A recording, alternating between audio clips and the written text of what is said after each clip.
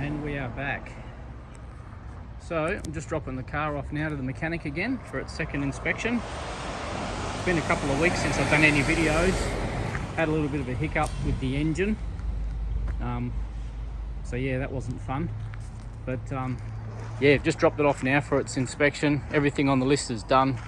So hopefully we'll be driving out of here, going to get it registered.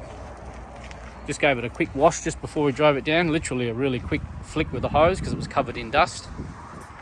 But yeah, fingers crossed. We'll be back out and going to the licensing centre. Hopefully.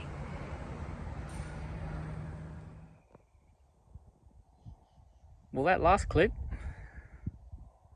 was a couple of days ago. It's now Monday. That clip was taken on Friday, and as you can see, the car now has plates on it.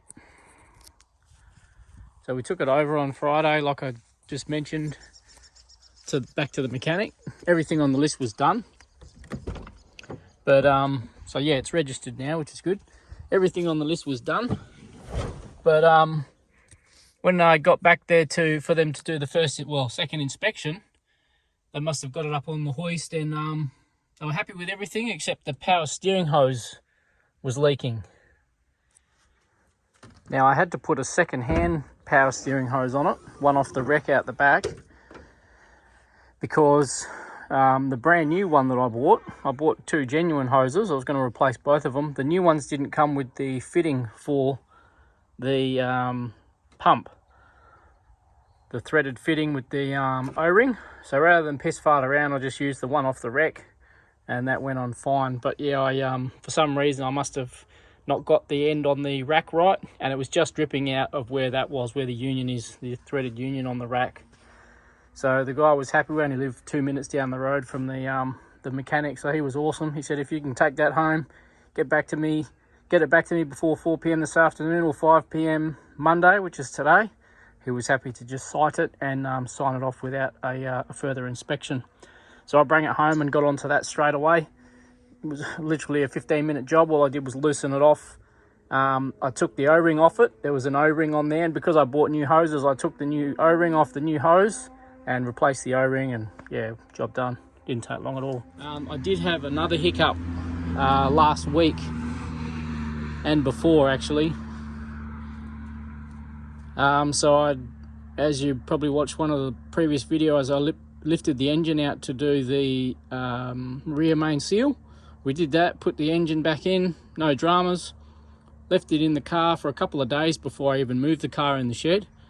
And it was a couple of days I moved the car out of the shed, and I found there was the exact same sort of oil patch was under the car that it had before that, so it was still leaking oil.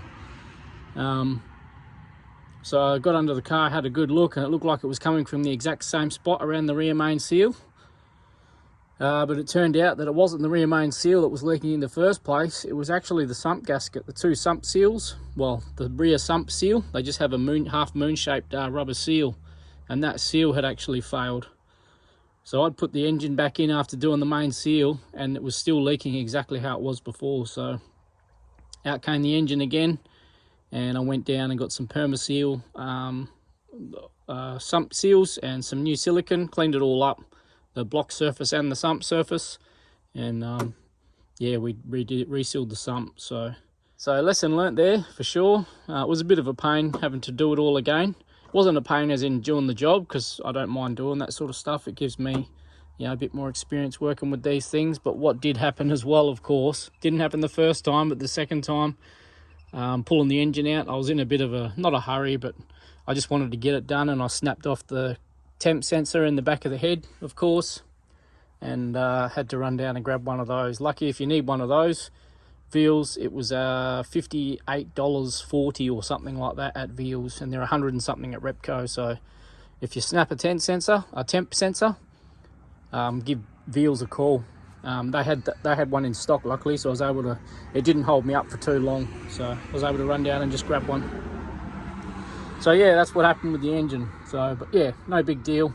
It's done now. I had all the tools in the shed out still, and the crane was there, so I just made the decision to just do it. And luckily I'd only just put water in the car to test it all out because I wanted to make sure everything was good before I put coolant in. So yeah, that was good. I didn't have to lose any coolant to take the engine out again. So a bit of a hiccup, but yeah, it's there now. But the good thing is it's all registered now and running sweet. I used it today for work. We used it over the weekend to go to the shops a couple of times. And yeah, it's running mint, so real happy. So the only thing left to do on it now is touch up the paint. So I'll have to do a repair on this bumper as well. It's got a split just through that top piece. I'm just going to try and fix that up with some epoxy. You can get some actual proper plastic epoxy, so I'll give that a go. And yeah, I've got to paint the guard and the bonnet, so that'll be fun. We'll see how that turns out. Yeah, that's where it's at for now.